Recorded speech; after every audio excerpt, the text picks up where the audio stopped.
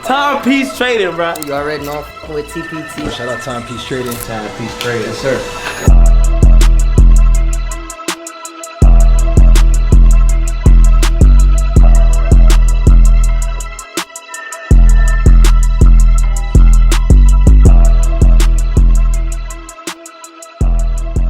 Ladies and gentlemen, what's good? Welcome back to the vlog channel. Guys, I'm not even gonna lie, this one is out of the ordinary for us. We don't really do this, but I've been seeing a lot in the comments that you guys wanna see our personal watch collections. And honestly, the last week, we've had a lot of clients here. We've been doing a lot of business. We actually sold a $2.1 million Rafael Nadal tourbillon. But a lot of our clients this last week just didn't wanna be on camera.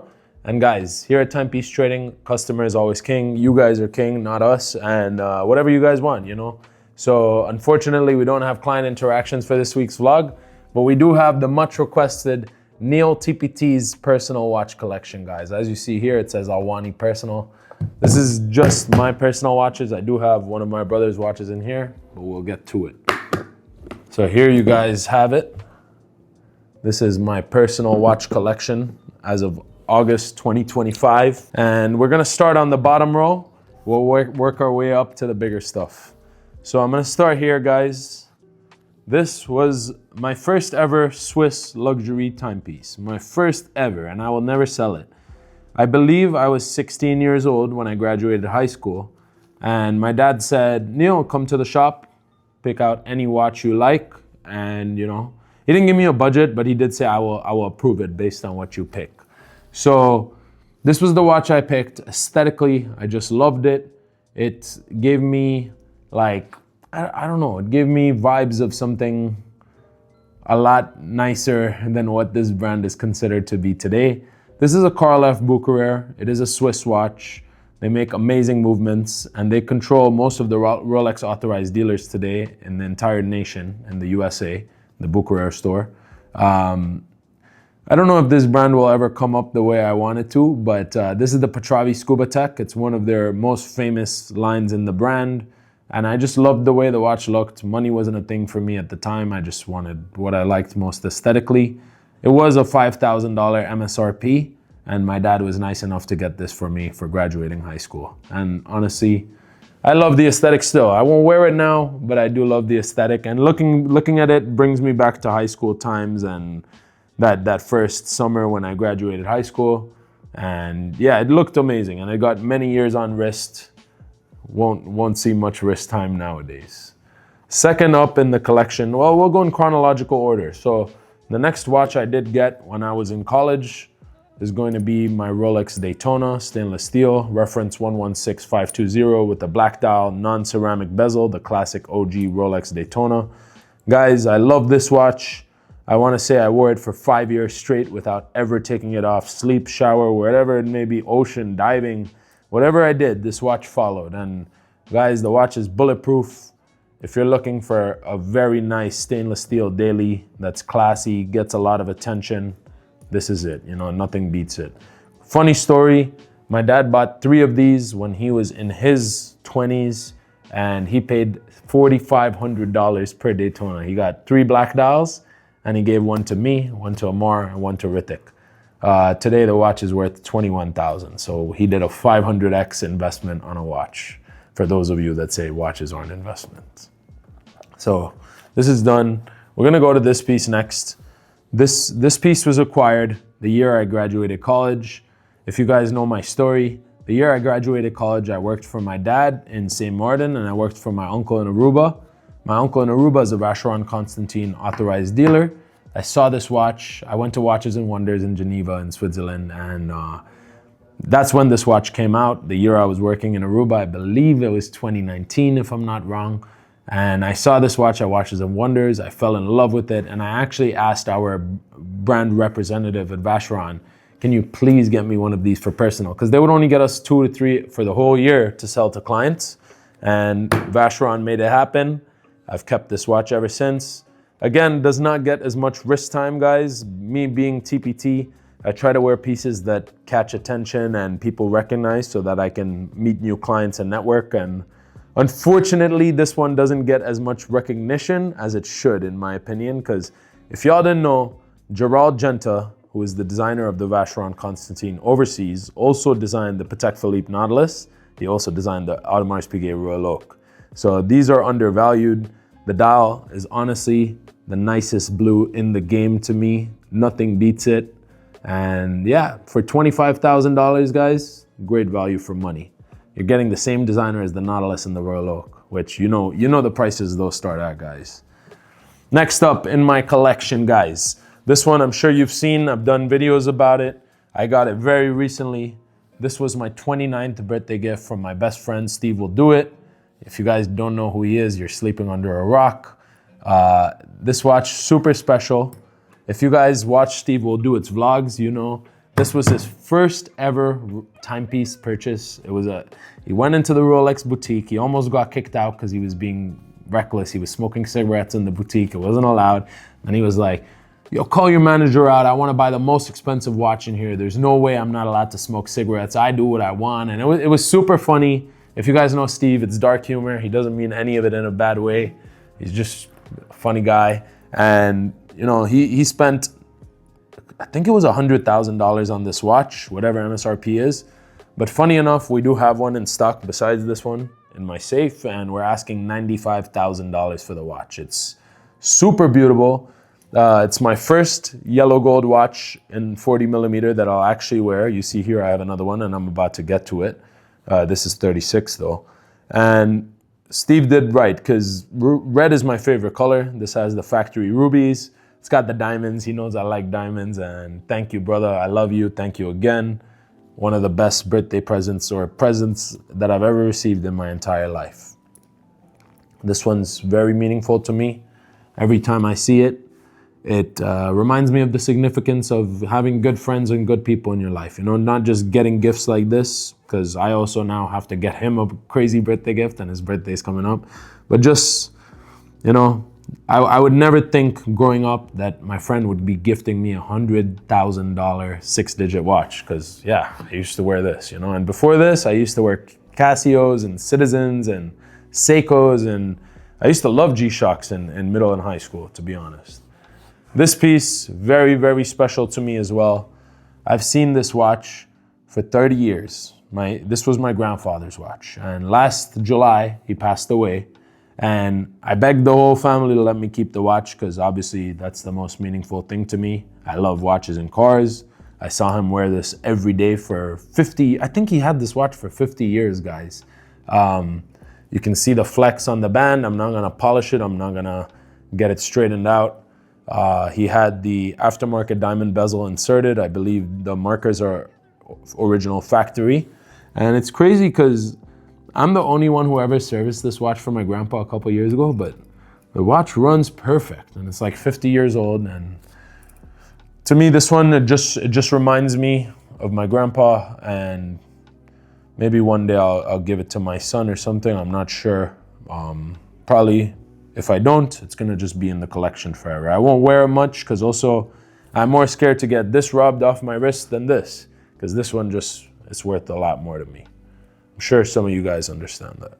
We'll move on to the next piece, guys. We're going up to the top row. And guys, a lot of y'all thought, and I hear all the time, Neil, you must have millions in your personal watch collection. Guys, yeah, it's over $1 million, but I try to be responsible. I already have like a collection of cars, and I have a huge collection of watches here at the store for sale, but I try to limit myself to just 10, 11 watches, because really, when you have more, it's hard to wear them all, you know? And yeah, I try to stay responsible. I try to keep as much money in the business so I can keep the inventory looking super pretty. And today, I really believe we have #1 inventory of watches under one roof in the entire nation. And I love that. And I love being able to provide you guys with the experience where you can come in, try on every single watch you've dreamt of, and not have to move from point A to B to Z.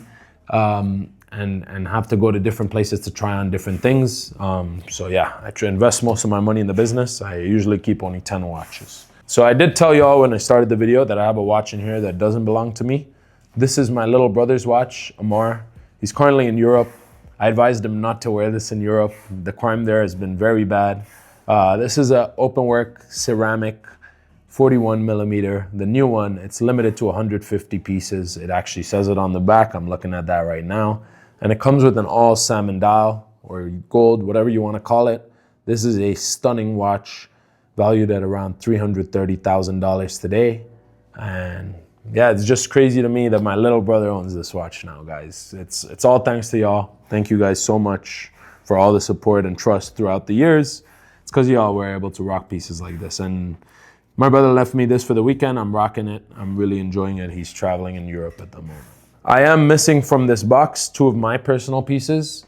And what happened was I had clients come in. They were like, Neil, we want that watch. We want it right now. And I sold it to them. Those are going to be, and ACOSTA, please pop it up on the screen for them to see.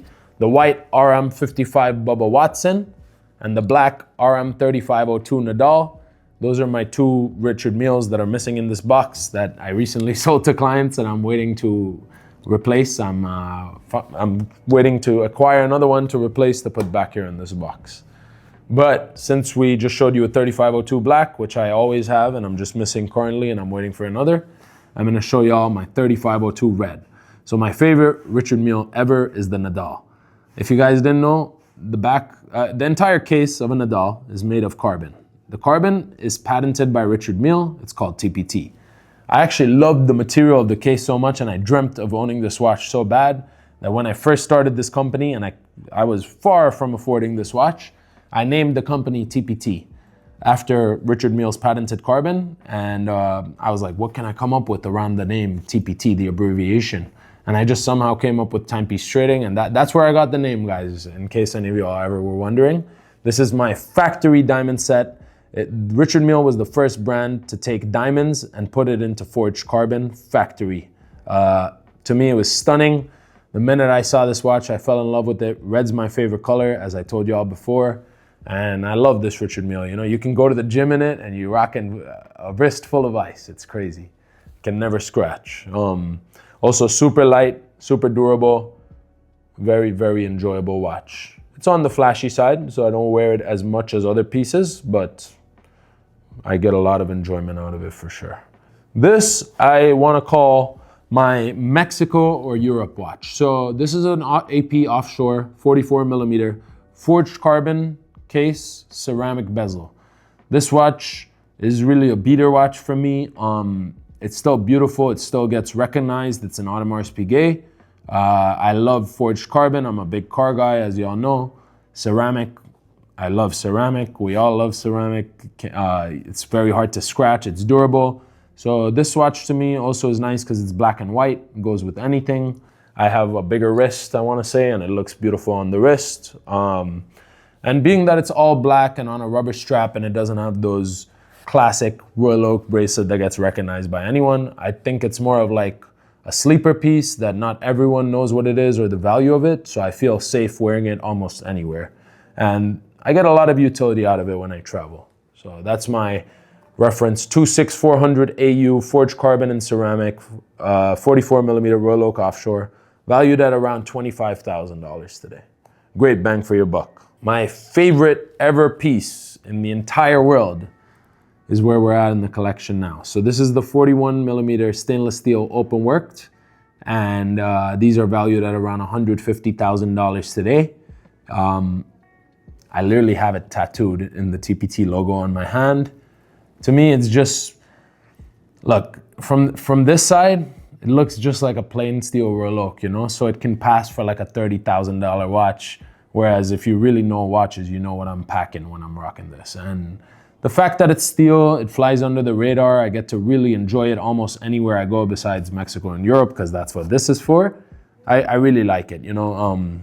I'm the kind of guy, if I'm wearing a lot, I'll take security. So I move accordingly. What I wear, I move accordingly. And this piece, I feel very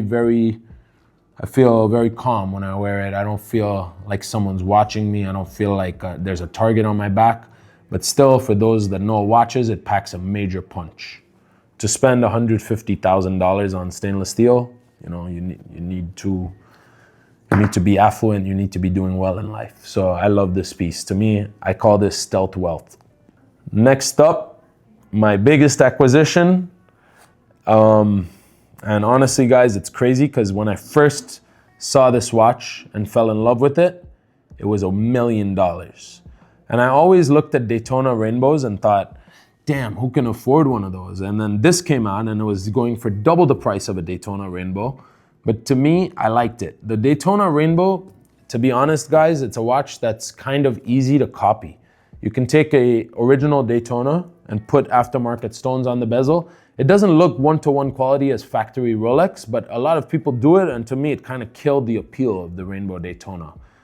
That's just personal preference, you know? Like, I was like, I can't put my money in it.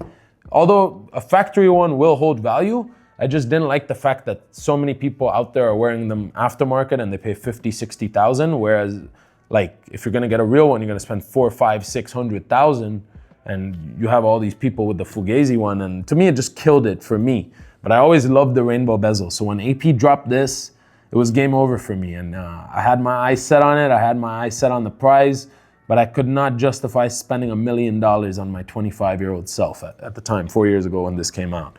So the market on it currently is, I want to say 450,000. I got a phenomenal home run deal 2 years ago when market was 600. And I said, you know what? I've worked hard. I know watches are money in the bank, especially if you buy them right. And I took the leap of faith and I got it. Since then, I've enjoyed it plenty. I will say though, however, this watch, it's kind of like this one.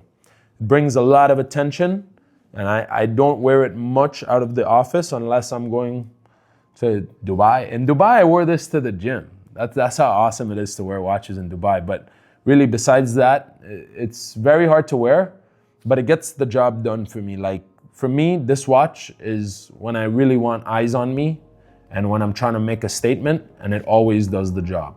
It's factory frosted, 41 millimeter, factory open work, factory rainbow bezel, white gold. It's just, you know, it's a breathtaking watch. When you look at it, it's really mesmerizing, and it's one of these watches that I could just sit here and stare at and I'll never get bored. And last but not least, so you guys, we saw the 2 Richard Milles that are missing, but then besides that, last but not least, the only Patek that I've ever rocked with in my life. Like I love how Nautilus looks on other people, but on me, it's not it. Like I dress very casual. I'm always in a t-shirt, jeans, shorts, sweats. I'm never wearing really a button down and pants. And to me, a Patek Philippe Nautilus is made for classy attire. I'm not really dressed formal, classy. I'm more casual, sporty. And to me, I found love in the Aquanaut. I like the rose gold, I like the stainless steel, I like them all. But my favorite was always this one on the orange strap. For 5, 6 years, I've been eyeing this watch since it came out. But the price has always been over 6 digits, and I could never justify a steel head and a steel buckle on an orange rubber strap costing over 6 digits. Until again, I finally made the leap of faith. This watch today is valued at $140,000. I'm very happy to finally own it. I think I got it 6 months ago. And it's a 42 millimeter Aquanaut by Patek Philippe. I love the orange. It matches some of the interiors on the cars I have. And I don't know, I think it's just, it goes with anything. It comes with a black rubber strap as well. And yeah, I can wear it in the gym. I can wear it to type. I can wear it to sleep. I've found lots of enjoyment in this watch, and I highly recommend for my casual dressers, Aquanaut. You guys will love it. Hi guys, so that's the entire watch collection. I want to hear from y'all. What do you think I should add to the watch collection next? And if you were to get rid of one of these watches, which one would it be? Keep in mind, I cannot get rid of anything on the bottom row. So it's only going to be this or these. And if you were going to add a watch to my collection, what would it be? Another thing I want y'all to do is go in the comments and rate your top 3 favorite picks from my personal watch collection. I look forward to hearing your guys' opinions, and I look forward to seeing y'all in next week's video. Much love, guys, and have a blessed week.